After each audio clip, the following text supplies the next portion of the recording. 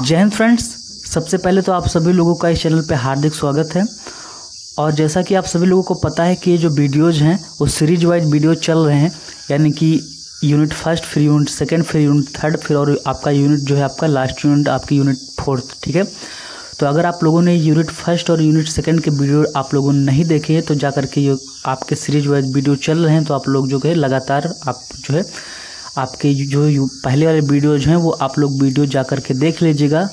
फिर आप लोग जो है ये वीडियो आप लोग देखिएगा, ठीक है, तभी आप लोगों को वीडियो समझ में आएंगे, नहीं आप लोग वीडियो नहीं समझ पाएंगे। ठीक है, तो मेरे कहने का मतलब ये है कि लगातार जो है लाइन में बाई लाइन वीडियो चल रहे हैं, तो आप लोग जो है line by line he videos देखिएगा, जिससे कि आपके जो डाउट हैं वो क्लियर हो जाए। वरना फिर आप लोग बीच में वीडियोज़ देखेंगे, यानी कि बीच में स्टार्ट करेंगे वीडियोज़ देखना, तो आपको वीडियोज़ जो है समझ में नहीं आएंगे। ठीक है, तो यानी कि आपकी आज से यूनिट जो है स्टार्ट होगी आपकी यूनिट थर्ड। ठीक है, कौन सी यूनिट आपकी स्टार्ट होगी आज से यूनिट मेरे दोस्तों, आपकी यूनिट जो है आपकी यहाँ पे आप लोग देख सकते हो कि आप जो है यूनिट आज से स्टार्ट होगी आपकी यूनिट थर्ड। ठीक है, आपकी यूनिट जो है स्टार्ट होगी मेरे दोस्तों कौन सी, थर्ड।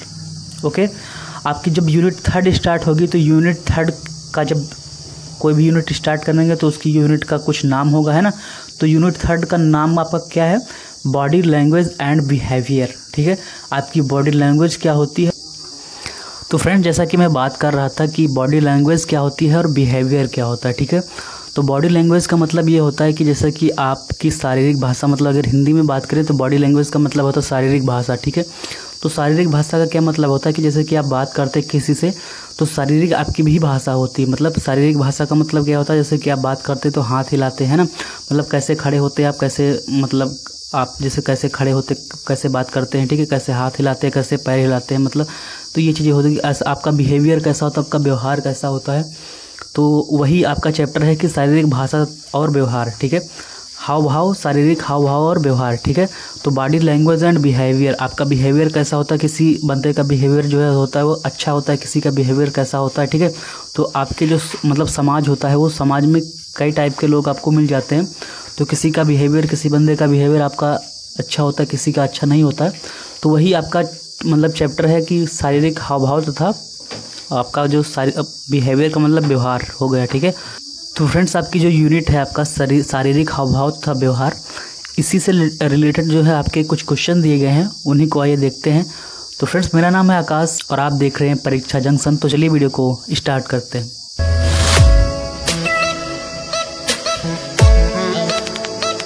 तो इस यूनिट में मेरे दोस्तों आपका जो क्वेश्चन है वो 58 क्वेश्चन दिए गए। मैं पहले ही आप लोगों को जो है बता दूं, तो इस यूनिट में आपके कितने क्वेश्चंस दिए गए, 58 क्वेश्चन दिए गए हैं, और जिनमें से आज आपके आधे क्वेश्चन मैं आज करवा दूंगा और आधे क्वेश्चन जो है आपके कल हो जाएंगे, जिससे कि आपकी यूनिट जो है कल समाप्त हो जाएगी। तो आपकी जो फोर्थ यूनिट है वो कल से स्टार्ट हो जाएगी, तो वो भी यूनिट जो है आपकी कल परसों तक समाप्त हो जाएगी। यानी कि आपके जो एग्ज़ाम है वो 13 से स्टार्ट हो, मतलब 11 से अगर आपके जो एग्ज़ाम है वो तो पहले से ही स्टार्ट है, यानी कि 11 से अगर हिस्ट्री का जो आपका पेपर है वो 11 तारीख से है।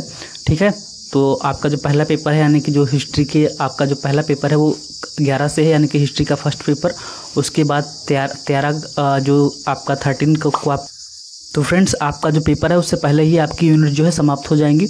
उससे पहले अगर आप लोगों को किसी और सब्जेक्ट की प्रिपरेशन करनी हो तो आप लोग कमेंट सेक्शन में कमेंट करके पूछ सकते हैं। ठीक है, कह सकते हैं, तो आप लोगों को उसकी भी प्रिपरेशन हो जाएगी। ठीक है, तो चलिए चलते हैं। आपकी जो पहला क्वेश्चन है वो क्या कह रहा है, आपकी थर्ड यूनिट का जो फर्स्ट क्वेश्चन है वो आपकी स्क्रीन पे ये रहा कि मस्तिष्क द्वारा स्वयं की क्रियाओं का निरीक्षण करना क्या कहलाता है। यानी कि मस्तिष्क जो आपका ब्रेन होता है उसके द्वारा स्वयं की क्रियाओं का निरीक्षण करना क्या कहलाता है। तो इस क्वेश्चन का जो अधिक मतलब ज़्यादा से ज़्यादा बंदे क्या करेंगे, इसका जो आंसर होगा वो लगा देंगे आत्मनिरीक्षण, है ना, बी ऑप्शन मार करके चले आएंगे, क्योंकि आपका यहाँ पे देखिए मस्तिष्क द्वारा स्वयं की क्रियाओं का निरीक्षण, तो आत्मनिरीक्षण लगा करके चले आएंगे। बट फ्रेंड्स इसका जो ऑप्शन है वो कौन सा सही होगा, आत्म अवलोकन। ठीक है, यानी कि मस्तिष्क द्वारा जो स्वयं की क्रियाओं का, अगर मस्तिष्क स्वयं अपनी क्रियाओं का निरीक्षण करेगा तो क्या कहलाएगा, आत्म अवलोकन, यानी कि अपने द्वारा अवलोकन करना। ठीक है, मतलब खुद के द्वारा अवलोकन करना। मस्तिष्क जब खुद स्वयं अपनी क्रियाओं का निरीक्षण करेगा, यानी कि मस्तिष्क जो है अपने स्वयं, ठीक है, आप लोग इसको ध्यान दीजिएगा, मस्तिष्क स्वयं जो है खुद अपनी क्रियाओं का निरीक्षण करेगा तब क्या कहलाएगा, उस क्रिया को हम कहेंगे कि आत्म अवलोकन। ठीक है, अगले क्वेश्चन की तरफ बढ़ते हैं। ये चीज़ें स्वयं जो है, ये चीज़ आपको ध्यान रखना है। ये चीज़ जो है आपको यहाँ पे ये एक वर्ड पकड़ना है कि जब मस्तिष्क है स्वयं की क्रियाओं का जब निरीक्षण करेगा तो उसको क्या कहलाएंगे, आत्म अवलोकन। ठीक है, अगला क्वेश्चन है आपकी स्क्रीन पे, आपकी थर्ड यूनिट जो है आपकी कौन सी है। आपकी यूनिट भी आपको ध्यान में रख के चलना है। आपकी जो यूनिट है वो है बॉडी लैंग्वेज एंड बिहेवियर। ठीक है, यानी कि शारीरिक हाव भाव तथा व्यवहार। ठीक है, और व्यवहार क्या होता है आप लोगों को पता है, किसी का व्यवहार जो है अच्छा होता है, किसी का व्यवहार बुरा होता है। तो समाज में जो होता है सारे टाइप के लोग रहते हैं, अच्छे व्यवहार वाले लोग आपको मिलेंगे और बुरे व्यवहार वाले भी लोग आपको मिलेंगे। ठीक है, तो आपका संगत जैसा होगा आप उसी टाइप के भी बन सकते हैं। ठीक है, तो आपको अच्छी संगति वाले लोगों के साथ रहना है। स्वयं की मानसिक क्रियाओं का क्रमबद्ध ज्ञान व अध्ययन कहलाता है, यानी कि स्वयं की मानसिक क्रियाओं, ठीक है, स्वयं की अगर मानसिक क्रियाओं का क्रमबद्ध ज्ञान, ठीक है, वह अध्ययन क्या कहलाता है आप लोगों को यहाँ पे बताना है। ठीक है, तो आपका जो यहाँ पे अगर स्वयं की मानसिक क्रियाओं का क्रमबद्ध ज्ञान आत्म अवलोकन, यानी कि स्वयं की मानसिक क्रियाओं का क्रमबद्ध ज्ञान आत्म अवलोकन और अध्ययन जो है वो आत्मनिरीक्षण कहलाता है। यानी कि एक ही क्वेश्चन में दोनों आपके आंसर दिए गए हैं, तो आपके जब दोनों आंसर जो सही हो जाएंगे इसका मतलब क्या है कि ऑप्शन नंबर सी जो है आपका राइट आंसर हो जाएगा, ऑप्शन नंबर सी उपयुक्त दोनों। ठीक है, तो अब चलते हैं अगले क्वेश्चन की तरफ। आपका जो नेक्स्ट क्वेश्चन है कि अधिगम का शिक्षा में योगदान क्या है। सबसे पहले तो आपको अधिगम का मतलब समझ में आना चाहिए कि अधिगम होता क्या है। तो अधिगम का मतलब होता है मेरे दोस्तों क्या, अधिगम का मतलब होता है, मैं यहाँ पे लिख दूँ, अधिगम का मतलब होता है सीखना। ठीक है, अधिगम का मतलब क्या होता है, सीखने से। ठीक है, और अगर इंग्लिश में बात करें तो इंग्लिश में मतलब होता है इसका लर्निंग। इंग्लिश में क्या मतलब होता है, लर्निंग। ठीक है, जो इंग्लिश मीडियम से जो ही फ्रेंड्स हैं मेरे, वो आप लोग समझ लीजिएगा कि इंग्लिश मीडियम से आप लर्निंग मतलब होता है आपका इंग्लिश में, और हिंदी में होता है मतलब सीखना। ठीक है, अधिगम का शिक्षा में क्या योगदान है। अगर आपकी कोई भी यूनिट आपकी कठिन है मतलब हार्ड है, तो आपकी यही यूनिट है आपकी थर्ड यूनिट। ठीक है, तो आप लोगों को यही यूनिट में अच्छे से समझा दूंगा, तो आप लोग जो है इसको ध्यान से आप लोग समझिएगा। और अगर आप लोग चैनल पर नए हो तो चैनल को सब्सक्राइब कर सकते हैं, बेल आइकन को प्रेस कर सकते हैं, जिससे कि ऐसे ही नॉलेजेबल वीडियो आपको डेली बाय डेली देखने को चैनल पे मिलती रहे। ठीक है, और अपने फ्रेंड के साथ शेयर भी कर सकते हैं, जिससे कि वो भी इस वीडियो का लाभ उठा सके। और चलिए चलते हैं कि आपका जो ये क्या कह रहा है कि अधिगम का शिक्षा में योगदान क्या है। तो अधिगम का शिक्षा में योगदान क्या है, सबसे पहले तो मैंने आप लोगों को जो बताया है उसको आप लोग सबसे पहले चाहे जो क्वेश्चन आए सबसे पहले तो आप लोगों को वही खोजना है कि ऑप्शन में उपयुक्त तो सभी तो नहीं दिया गया है। अगर ऑप्शन में उपयुक्त तो सभी दिया गया है तो उसको आप लोगों को मतलब ऑप्शन जो है उनको चेक करना है कि जो है उपयुक्त तो सभी होगा कि नहीं होगा। अगर ऑप्शन में उपयुक्त तो सभी दिया गया है तो मैंने क्या बताया था कि 95 से 98% तक चांस वही रहते हैं कि यही ऑप्शन जो है वो सही होगा। 95 से 98% तक चांस रहते हैं कि यही ऑप्शन सही होगा।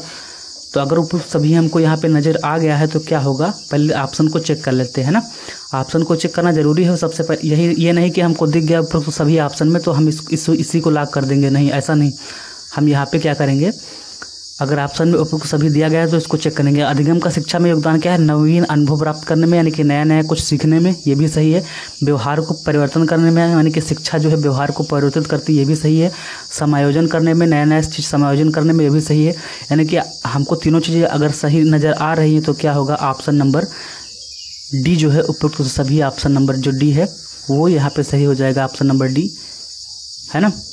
तो ये हो गया आपका सही। अगला क्वेश्चन है कि यहाँ पे उपयुक्त 3 नंबर, सीखने के वक्र जो है आपका, सीखने के वक्र सीखने की प्रगति के सूचक होते हैं या फिर सीखने की रचनात्मकता के सूचक होते हैं, सीखने की मौलिकता के सूचक है या सीखने के गत्यात्मक स्वरूप के सूचक है। तो आपका जो 4th नंबर है उसका जो राइट आंसर हो जाएगा वो क्या हो जाएगा, यही आपका जो है क्वेश्चन कह रहा है। तो 4th नंबर का जो आपका क्वेश्चन है वो क्या हो जाएगा कि सीखने की प्रगति, यानी कि प्रगति होते रहेंगे अगर आपका जो सीखने के वक्र होते हैं वो क्या होता है, सीखने की प्रगति के सूचक होते हैं। Option number A is the right answer of this question. ठीक है, option number A is the right answer of this question आपका 4th नंबर का आंसर हो जाएगा। ठीक है, अगला क्वेश्चन की तरफ बढ़ते हैं कि सीखने के पठार जो है वो क्या, सीखने के पठार के निराकरण के लिए क्या नहीं करना चाहिए। देखिए क्वेश्चन को आपको ध्यान से पढ़ना है, क्योंकि आपका इसमें भी 2 ही घंटे मिलते हैं आपको, ये नहीं कि 1 ही घंटा मिलता है। तो 2 घंटे में आपको यहाँ पे 100 क्वेश्चन करने हैं, तो आप अच्छे से क्वेश्चन कर सकते हैं, ठीक है। आपको केवल गोला ही भरना होता है इसमें, और अच्छे से आप क्वेश्चन को एक बार पढ़ सकते हैं। ये नहीं कि केवल 1 ही घंटा मिलता है, तो आप क्वेश्चन को अच्छे से पढ़ेंगे और आंसर को भी अच्छे से पढ़ेंगे, है ना। और तो अच्छे से आप पढ़ सकते हैं, आपके पास टाइम काफ़ी होता है।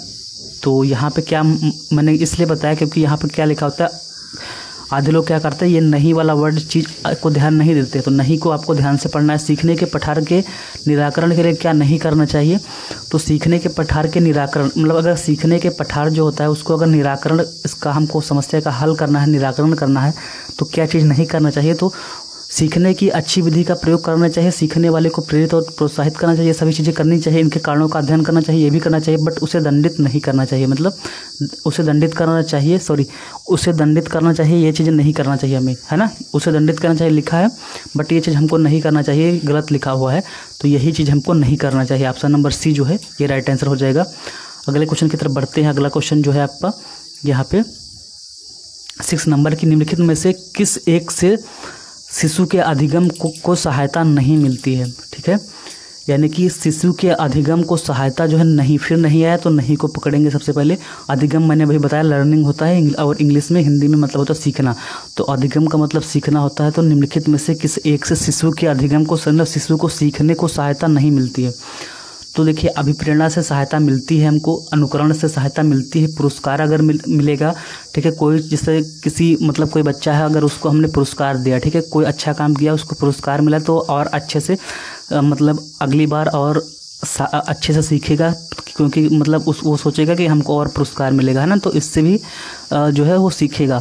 बट स्कूल के बस्ते से उसको कोई मतलब नहीं है, उसको उससे सीखेगा कुछ नहीं, ठीक है। तो ये जो है ऑप्शन मतलब उसको अधिगम मतलब सीखेगा नहीं, इससे वो जो है शिशु को सीखने से कोई सहायता नहीं मिलती। तो यही ऑप्शन जो है वो राइट हो जाएगा। तो ऑप्शन नंबर सी जो है वो हो जाएगा राइट, ठीक है। तो ये हो गया आपका, यहाँ पे इसको कर देते हैं कोपचे में बंद। ऑप्शन नंबर सी जो है right answer of this question, ठीक है। अगले क्वेश्चन की ओर बढ़ते हैं हम। नेक्स्ट क्वेश्चन है आपका, सीखने की प्रक्रिया में सीखने का स्थानांतरण हो सकता है। सीखने की प्रक्रिया में सीखने का स्थानांतरण का मतलब है कि सीखने की प्रक्रिया में सीखने का स्थानांतरण का मतलब ये होता है कि सीखी हुई वस्तु का अन्य परिस्थिति में प्रयोग। सीखी हुई वस्तु का मतलब जैसे आपने कोई वस्तु सीखा, उसका अन्य परिस्थिति में कैसे आप प्रयोग करते हैं, वही हो गया सीखने का स्थानांतरण, ठीक है।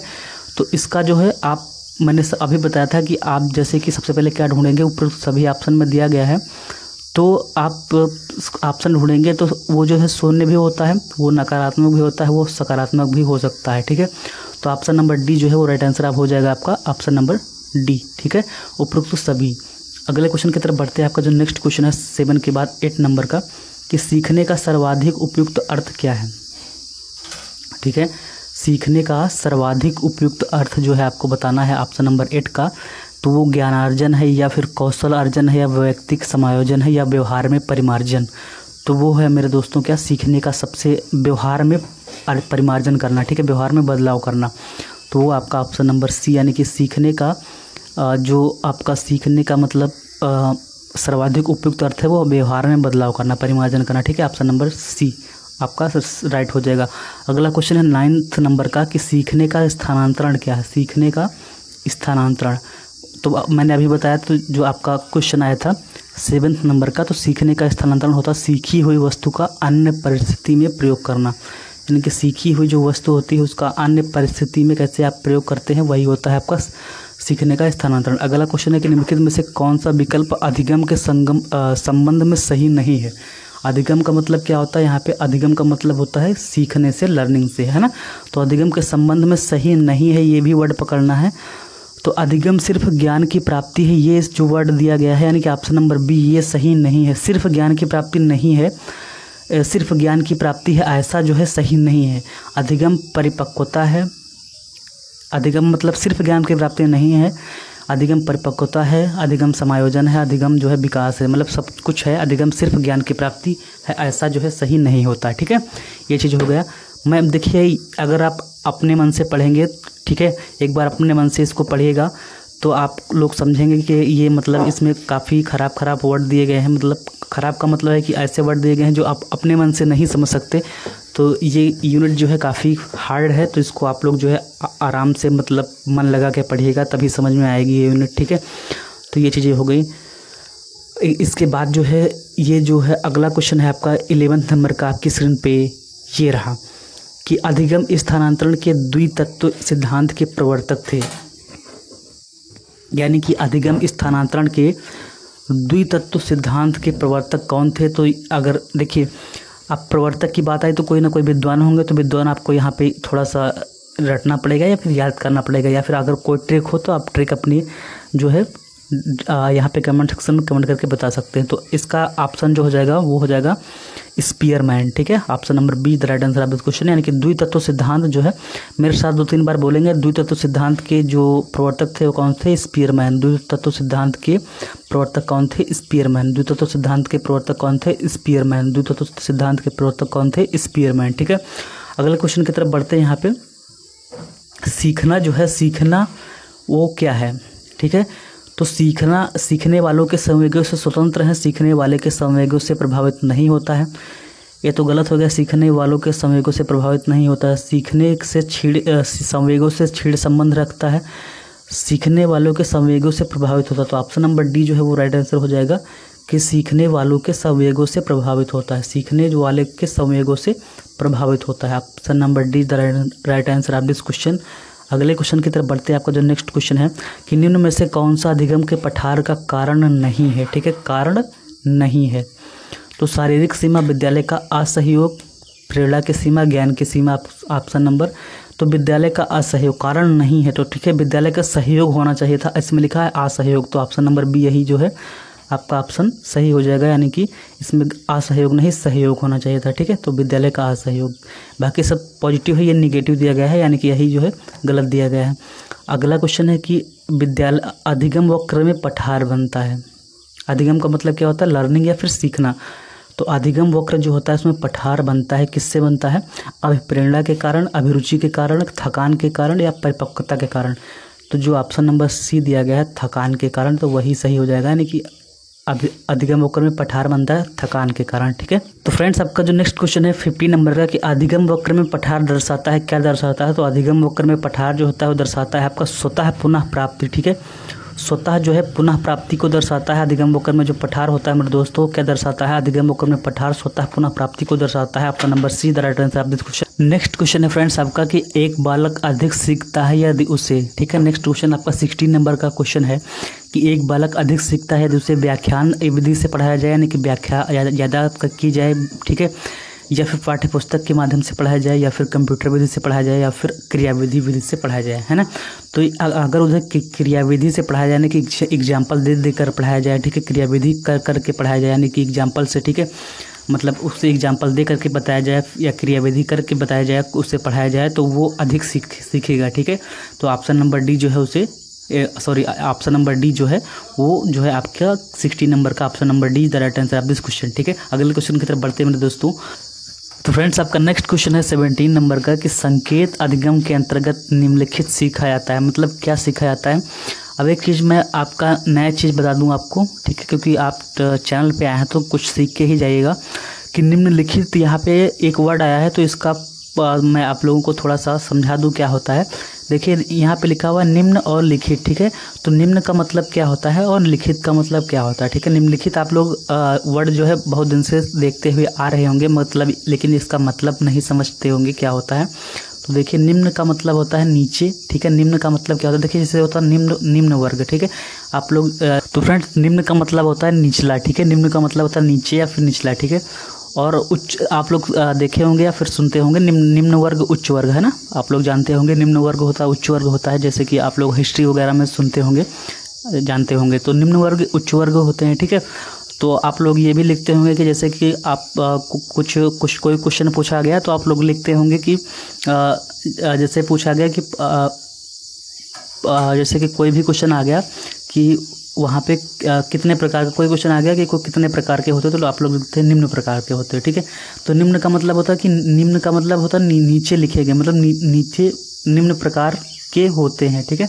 निम्न मतलब नीचे, ठीक है। तो निम्न जो लिखा हुआ है वो निम्न है, ठीक है। निम्न का मतलब नीचे दिए गए हैं, ठीक है। तो ये हो गया, मतलब निम्नलिखित, ठीक है। निम्न का मतलब नीचे और लिखित का मतलब लिखे हुए हैं, ठीक है। तो ये चीज़ें हो गई। और नीचे कौन सा लिखा हुआ है, ये जो नीचे लिखे हुए हैं ये आपके ऑप्शन से लिखे हुए। आज आप लोग समझ गए होंगे निम्न का मतलब क्या होता है नीचे, और लिखित का मतलब लिखे हुए, ठीक है। तो निम्नलिखित सीखा जाता है। तो क्या सीखा जाता है, निम्नलिखित। निम्न का मतलब नीचे और लिखित का मतलब लिखा गया है, ठीक है। तो ये चीज़ें हो गया, निम्नलिखित हैं, ठीक है। जैसे आप लोग लिखे हुए निम्नलिखित हैं, निम्नलिखित मतलब निम्न का मतलब नीचे और लिखित का मतलब लिखे गए हैं, ठीक है। ये चीज़ें हो गई। और आपके ऑप्शंस क्या लिखे गए हैं। अब आप क्वेश्चन की तरफ बढ़ते हैं। जो क्वेश्चन आपका क्या है कि संकेत अधिगम के अंतर्गत निम्नलिखित सीखा जाता है। क्या सीखा जाता है, तो इसका आपका आंसर हो जाएगा आपका कि पारंपरिक अनुकूलन सीखते हैं हम। संकेत अधिगम के अंतर्गत क्या सीखते हैं, तो हम पारंपरिक अनुकूलन सीखते हैं। Option number B is the right answer of this question. अगले क्वेश्चन की तरफ बढ़ते हैं। आपका नेक्स्ट क्वेश्चन है कि किस मनोवैज्ञानिक के अनुसार, यानी कि ऐसा कौन सा मनोवैज्ञानिक है कि सीखने का मतलब ज्ञान निर्माण करना है। सीखने का मतलब क्या है, ज्ञान निर्माण करना। तो ज्ञान इसको हम थोड़ा सा ट्रिक के माध्यम से बताएंगे, आप लोग जो है समझ जाएंगे, ठीक है। ज्ञान को हम इंग्लिश में क्या कहते हैं, नॉलेज, ठीक है, नॉलेज। और यहाँ पे क्या आ रहा है इसका जो, और पहले राइट आंसर आप लोग समझ लीजिएगा क्या है कि प्याजे, है ना। इसका राइट आंसर है प्याजे। इसको हम आप लोग खाते होंगे प्याज, है ना, जिसे कहते हैं प्याज। रुको, यहाँ पे थोड़ा सा आप लोग खाते होंगे प्याज, जिसे इंग्लिश में ऑनियन कहते हैं, ठीक है, प्याज। और ज्ञान को इंग्लिश में क्या कहते हैं, नॉलेज, ठीक है, नॉलेज, KNOWLEDGE, ठीक है, नॉलेज, नॉलेज। और एक बार प्याज को साथ में बोल के देखिए, प्याज, ठीक है, ये प्याज। यहाँ पे आप लोग देखिएगा थोड़ा सा, प्याज हो गया, नॉलेज हो गया, प्याज, नॉलेज, है ना। जा इसमें भी आ रहा है, जा इसमें भी आ रहा है ना, कि प्याज, नॉलेज, ऐसे, यानी कि प्याज हो गया, ठीक है। जा इसमें भी आ रहा है, नॉलेज मतलब ज्ञान, ठीक है। तो ज्ञान का निर्माण करना है, मतलब जो सीखने का मतलब क्या होता है, केवल नॉलेज का निर्माण करना है, फिर ज्ञान का निर्माण करना, वो प्याजे ने दिया था, यानी कि प्याज ने, है ना। तो ऐसे आप लोग याद कर सकते हो। अगर अपनी कोई ट्रिक बनाना हो तो आप लोग कमेंट सेक्शन में कमेंट करके ट्रिक बता सकते हैं, ठीक है। अगला क्वेश्चन है, अगर आप लोगों की ट्रिक अच्छी हुई तो हम लोग जो है अगला अगर कोई वीडियो बनाएंगे, ठीक है। नेक्स्ट अगर वीडियो जो है इसी टॉपिक का या फिर इसी यूनिट का वीडियो जो है, मतलब जैसे आज मैंने जो आधे क्वेश्चन इसमें अपलोड किए, ठीक है, उसके बाद जो नेक्स्ट जो आपके आधे क्वेश्चन होंगे वो जो मैं वीडियो अपलोड करूँगा, तो आपकी जो ट्रिक है वो अगर अच्छी लगी मुझको तो मैं आप लोगों का जो है वो भी ट्रिक में बता दूंगा, ठीक है, आपका नाम लेते हुए। अगला क्वेश्चन है कि 19 नंबर का, कि जिस प्रक्रिया में व्यक्ति दूसरों के व्यवहार को देखकर सीखता है ना कि प्रत्यक्ष अनुभव के, उसको क्या कहा जाता है। मतलब ऐसी प्रक्रिया जिसमें व्यक्ति दूसरों के व्यवहार को देखकर सीखता है, ठीक है, दूसरों के व्यवहार को देखकर सीखता है ना कि प्रत्यक्ष अनुभव के, उस प्रक्रिया को हम क्या कहते हैं। तो देखिए, दूसरों के व्यवहार को अगर देखकर सीखते हैं तो अगर कहाँ पर रहकर आप जो है दूसरों के व्यवहार को देखकर सीखते हैं, तो समाज में रहकर, तो उसको हम क्या कहेंगे, सामाजिक अधिगम, ठीक है। Option number A is the right answer of this question, यानी कि 19 नंबर का, तो ऑप्शन नंबर ए हो जाएगा सही, ठीक है। अगले क्वेश्चन की तरफ बढ़ते हैं, 20 नंबर। उसको हम अच्छे से समझेंगे कि 5 वर्ष का राजू, ठीक है, 5 वर्ष का कोई राजू नाम का लड़का है, वो अपनी खिड़की के बाहर जो है तूफान को देखता है। वो अपनी खिड़की के बाहर तूफान को देखता है। बिजली चमकती है और कड़कने की आवाज़ आती है, ठीक है, बिजली चमक रही है, मान लीजिए कोई बरसात का मौसम है और बारिश हो रही है, ठीक है, बिजली कड़कती है, बिजली चमकती है और कड़कने की आवाज़ आती है। राजू शोर सुनकर उछलता है, ठीक है, यानी कि राजू ने शोर सुना और फिर उछला। बार बार, मतलब सोचिए कि क्या हो रहा है कि बार बार यह घटना होती है, बार बार यह घटना हो रही है, फिर कुछ देर शांति के पश्चात, यानी कि फिर थोड़ी देर शांति होती है, मतलब शांत होता है ये चीज़ें, ये घटना शांत रहती है। शांति के पश्चात बिजली कड़कती है, फिर बिजली कड़कती है, राजू बिजली की गर्जना सुनकर उछलता है, फिर उछलता है राजू, और फिर राजू का उछलना जो है सीखने के किस सिद्धांत का उदाहरण है। राजू का उछलना जो है वो सीखने के किस सिद्धांत का उदाहरण है, तो इसका आपको राइट आंसर बताना है। तो इसका जो राइट आंसर हो जाएगा मेरे दोस्तों, क्या हो जाएगा, शास्त्रीय अनुबंधन, ठीक है। Option number A is the right answer of this question, शास्त्रीय अनुबंधन। आप शास्त्रीय अनुबंधन होता है क्या है, इसको थोड़ा सा समझ लीजिएगा। तो शास्त्रीय अनुबंधन जो होता है वो प्राकृतिक, एक होता है प्राकृतिक उद्दीपन, एक होता है तटस्थ उद्दीपन। ठीक है, तटस्थ उद्दीपन प्राकृतिक उद्दीपन प्रतिक्रिया को जन्म देता है। ठीक है, अब क्या होता है, तटस्थ उद्दीपन जो होता है वो प्राकृतिक प्रतिक्रिया को जन्म देता है और प्राकृतिक उद्दीपन को अनुपस्थिति में, यानी कि प्राकृतिक उद्दीपन की अनुपस्थिति में भी उस प्राकृतिक प्रतिक्रिया को प्राप्त करने में सक्षम हो जाता है। ठीक है, इसी को कहते हैं हम शास्त्रीय अनुबंधन। ठीक है, आप लोगों को समझ में नहीं आया होगा शायद। ठीक है, ये मतलब ये यूनिट ही थोड़ी टफ है, तो इसको ध्यानपूर्वक 2-3 बार वीडियो को देखिएगा, आप लोग समझ जाएंगे क्या होता है कि प्राकृतिक उद्दीपन जो होता है वो तटस्थ उद्दीपन जो होता है वो प्राकृतिक प्रतिक्रिया को जन्म देता है, प्राकृतिक प्रतिक्रिया को जन्म देता है और प्राकृतिक उद्दीपन की अनुपस्थिति में भी उस प्राकृतिक प्रतिक्रिया को प्राप्त करने में सक्षम हो जाता है। कौन? तटस्थ उद्दीपन। ठीक है, ये चीज़ हो गई। अगर आप लोगों को ये परिभाषा नहीं याद करनी है तो मत याद कीजिएगा, आपको ये केवल इतना है, आप लोग रट लीजिएगा या फिर याद कर लीजिएगा कि शास्त्रीय अनुबंधन। ठीक है, तो फ्रेंड्स आपका नेक्स्ट क्वेश्चन है आपका 21 नंबर का कि नवीन ज्ञान। ठीक है, यानी कि नवीन ज्ञान तथा नवीन, देखिए इसमें नवीन 2 बार आया है। नवीन ज्ञान, नवीन का मतलब होता है नया नया सीखना। ठीक है, तो कोई नई चीज़, नवीन ज्ञान मतलब नया ज्ञान, और नवीन प्रतिक्रिया मतलब नई नई प्रतिक्रियाओं का अर्जन करना, मतलब उसको ग्रहण करना। उस नवीन अर्जन करने की प्रक्रिया ही अधिगम प्रक्रिया है। अधिगम का मतलब लर्निंग या फिर सीखना, यही प्रक्रिया है। या कथन किसका है? तो ये कथन जो है आपका वुडवर्थ जी का है। इसको कैसे याद करेंगे? तो देखिए नवीन में वाह आया और इसको हम ट्रिक के माध्यम से याद कर सकते हैं। ठीक है, तो इसको देखिए, इसमें वाह आया और इसमें नवीन में वाह आया। ठीक है, वुडवर्थ में भी वाह आया और इसमें भी वाह, मतलब एक छोड़ करके वाह आया। ठीक है, तो वाह इसमें भी दो बार वाह आया है, इसमें भी 2 बार वाह आया है। इस प्रकार से हम अगर चाहें तो याद कर सकते हैं। बाकी आपको रटना हो रट सकते हो, अब बाकी अपनी किसी भी ट्रिक से आप याद कर सकते हो। मेन मकसद है आपको याद करना, किसी भी प्रकार से आप याद कर सकते हो। ठीक है, तो फ्रेंड्स आपका जो नेक्स्ट क्वेश्चन है 22 नंबर का कि सीखने की प्रक्रिया का प्रथम सोपान क्या है। सोपान का मतलब होता है आपका कि सोपान कहे या फिर कहे चरण। ठीक है, इसको हम कह सकते हैं कि प्रथम चरण क्या है, प्रथम सोपान क्या है, या कुछ भी कह सकते हैं इसको, प्रथम चरण क्या है। तो सोपान का मतलब होता है चरण, तो प्रथम चरण होता है जिज्ञासा। आपके अंदर पहले सबसे पहले जिज्ञासा आनी चाहिए सीखने के लिए, है ना।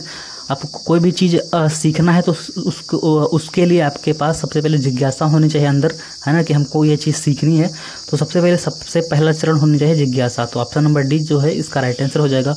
अगले क्वेश्चन की तरफ बढ़ते हैं हम कि 23 नंबर का कि बालक विविध प्रकार से सीखते हैं, किस प्रकार से सीखते हैं। तो सबसे पहले इसका जो राइट आंसर हो जाएगा वो हो जाएगा ऑप्शन नंबर बी, प्रयोग द्वारा, है ना। सबसे पहले प्रयोग करते हैं हम, तो प्रयोग द्वारा सीखते हैं, विवेचन द्वारा सीखते हैं, प्रश्न पूछकर सीखते हैं, यानी कि प्रश्न हम सर से पूछते हैं, किसी से भी पूछते हैं, घर में पूछते हैं, क्रिया करके हम जो है उसको सीखते हैं, चिंतन करके सीखते हैं, किसी भी प्रकार से सीखते हैं। ऑप्शन नंबर बी जो है राइट आंसर हो जाएगा। अगले क्वेश्चन की तरफ बढ़ते हैं। अधिगम एक प्रविधि है, तो अधिगम कौन सी प्रविधि है? अधिगम का मतलब होता है लर्निंग या फिर आपका सीखना। ठीक है, हिंदी में सीखना और इंग्लिश में लर्निंग। तो 24 नंबर का जो ऑप्शन हो जाएगा वो हो जाएगा अनुभव द्वारा अर्थ निर्माण करने की। जो अधिगम होता है, सीखना होता है अनुभव द्वारा अर्थ निर्माण करने की, ये ऑप्शन नंबर सी जो है इसका राइट आंसर हो जाएगा।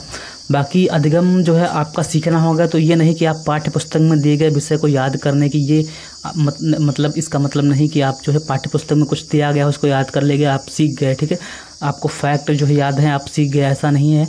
ठीक है, आपको परीक्षा की तैयारी कर ली, आपको याद हो गया, आप सीख गए, ऐसा नहीं। अनुभव द्वारा मतलब आपको अनुभव हुआ, आपने अर्थ निर्माण किया, आपको तब जाकर के अधिगम हुआ। ठीक है, अधिगम ऐसी विधि होती है।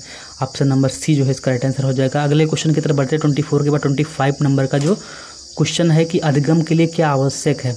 अधिगम के लिए क्या क्या चीज़ें आवश्यक होती है, यानी कि आपके लर्निंग के लिए क्या चीज़ें आवश्यक होती है। तो उसके लिए जो स्वचिंतन, अपने आप चिंतन करने की आपके पास जो क्षमता होनी चाहिए, स्वक्रिया, है ना, और स्वानुभव, तीनों चीज़ें ऑप्शन सही होनी चाहिए। नहीं कि इसका मतलब है कि ऑप्शन नंबर डी जो है राइट आंसर हो जाएगा ये सभी। अगला क्वेश्चन है कि 26 नंबर का कि सीखने के नियम के प्रतिपादक कौन से हैं। सीखने के नियम के प्रतिपादक जो है वो हैं आपके ऑप्शन नंबर सी। ठीक है, थार्नडाइक महोदय, है ना, ऑप्शन नंबर सी थार्नडाइक महोदय, ऑप्शन नंबर सी। तो ये हो जाएंगे। अगला क्वेश्चन है आपके 27 नंबर का कि अधिगम का व्यवहारिक सिद्धांत है। अधिगम का जो व्यवहारिक सिद्धांत है वो कौन सा है, तो ये आप लोगों को बताना है 27 का। तो अधिगम का व्यवहारिक सिद्धांत देखिए, आपका ऑप्शन नंबर सबसे पहले डी पकड़ लेंगे। ऊपर सभी जो है ऑप्शन में दिया गया है, तो सबसे पहले आप चेक कर लेंगे। प्रबलन सिद्धांत ये भी है, संबंध प्रतिक्रिया का सिद्धांत ये भी है, और स्किनर का क्रिया प्रसूत अधिगम का सिद्धांत ये भी है, ऑप्शन नंबर सी। यानी कि आप तीनों जो है सिद्धांत अधिगम का व्यवहारिक सिद्धांत हैं, इसलिए ऑप्शन नंबर जो डी है यहाँ पे देख लेंगे कि ऑप्शन नंबर जो डी है मेरे दोस्तों वो क्या है। मतलब तीनों अगर ऑप्शन सही हैं तो option number D is the right answer of this question. ठीक है, अगले क्वेश्चन की तरफ बढ़ते हैं जो आपका 28 नंबर का है कि सीखने का क्लासिकल कंडीशनिंग सिद्धांत प्रतिपादन किया था, किसने किया था? तो क्लासिकल कंडीशनिंग सिद्धांत जो है प्रतिपादन किया था वो किया था पावलोव ने। ठीक है, आप 28 का जो ऑप्शन नंबर सही होगा वो हो जाएगा आपका बी, पावलोव ने। ठीक है, ऑप्शन नंबर बी जो है पाव, यानी कि कोई बंदा है वो पाव मांग रहा है, पाव को लाओ, लाओ मतलब लाओ, पाव क्या लाओ? पाव लाओ। ठीक है, तो किसको पाव लाओ? अगर पाव किसी को दे दोगे लाओ, पाव लाओ, तो वो जाहिर सी बात है कि बढ़िया मस्त क्लासिकल कंडीशनिंग मस्त करेगा, है ना। तो पाव अगर किसी को दे दोगे पाव लाओ तो क्लासिकल कंडीशनिंग करेगा, है ना। तो पाव अगर किसी को दे दोगे पाव लाओ तो क्लासिकल कंडीशनिंग तो करेगा ही करेगा। तो सीखने का क्लासिकल कंडीशनिंग सिद्धांत किसने दिया? तो पावलोव ने। ठीक है, तो option number B is the right answer of this question. अगला क्वेश्चन है आपका कि सीखने का वह मॉडल, मतलब इस वीडियो का लास्ट क्वेश्चन है आपका कि सीखने का वह मॉडल जो बच्चों की सृजनात्मकता को प्रेरित करता है, बच्चों की सृजनात्मकता का उत्प्रेरित करता है, सृजन मतलब निर्माण करना, सृजनात्मकता का उत्प्रेरित करता है, वो क्या कहलाता है? ठीक है, आपका 29 नंबर का क्वेश्चन है कि जो सृजनात्मकता को, सृजन का मतलब निर्माण करना होता है, रचनावादी सृजनात्मकता को उत्प्रेरित करता है, वह कौन सा मॉडल होता है? सीखने का कौन सा मॉडल होता है? तो ये मेरे दोस्तों आपका जो मॉडल होता है कौन सा होता है? आपका रचनावादी मॉडल। ठीक है, ऑप्शन नंबर जो बी है वो हो जाएगा आपका राइट आंसर, यानी कि रचनावादी मॉडल। रचना का मतलब भी होता है निर्माण करना, है ना, रचना करना, निर्माण करना, बनाना। ठीक है, तो ऑप्शन नंबर बी जो है आप इसको ऐसे कर सकते हैं, सृजन का मतलब निर्माण करना है, बनाना, रचना का मतलब बनाना है, निर्माण करना। ठीक है, रचना करना, किसी चीज़ की रचना करना। तो इस प्रकार से आप जो है इसको रिलेट कर सकते हैं सृजन से रचना को। ठीक है, इस प्रकार से आप जो है इससे याद कर सकते हैं। तो उम्मीद करता हूँ कि आप लोगों को जो है मैंने आप लोगों को याद करवाने में जो है काफ़ी हद तक आप लोगों को सक्षम जो है रहा हूँगा। तो आप लोग जो है इसको अच्छे से, अगर आप लोगों को नहीं याद हुआ होगा तो आप लोग एक बार फिर से जो है इस वीडियो को देख सकते हैं। और अगर आप लोग चैनल पर नए हो तो चैनल को सब्सक्राइब कर सकते हैं, बेल आइकन को प्रेस कर सकते हैं, और वीडियो पसंद आया हो तो वीडियो को लाइक कर सकते हैं। जितने भी मेरे सोशल मीडिया लिंक्स हैं वो जा करके आप लोग वहाँ पे कोई भी क्वेश्चन हो तो क्वेश्चन पूछ सकते हैं। और जो मैंने इस वीडियो की जो प्लेलिस्ट है, यानी कि इस सब्जेक्ट की communication skills and personality development की, अगर आप लोग जितने भी सारे वीडियोज़ है पिछली, अगर आप लोग वीडियोज़ नहीं ढूंढ पा रहे हैं तो मैंने आप लोगों के लिए प्लेलिस्ट बना दिया है। तो प्लेलिस्ट जा करके आप लोग डिस्क्रिप्शन बॉक्स में आपको प्लेलिस्ट मिल जाएगी, वहाँ पर जा करके आप लोग जो है प्लेलिस्ट ढूंढ सकते हैं। ठीक है, प्लेलिस्ट आपको मिल जाएगी, वहाँ से जा करके पीछे के जितने भी वीडियोज़ हैं सारे के सारे आप लोग ढूंढ सकते हैं, वहाँ पर जा करके आप लोग जो है पीछे के वीडियो देख सकते हैं। तो आज के वीडियो में इतना ही, मिलते हैं नेक्स्ट वीडियो में।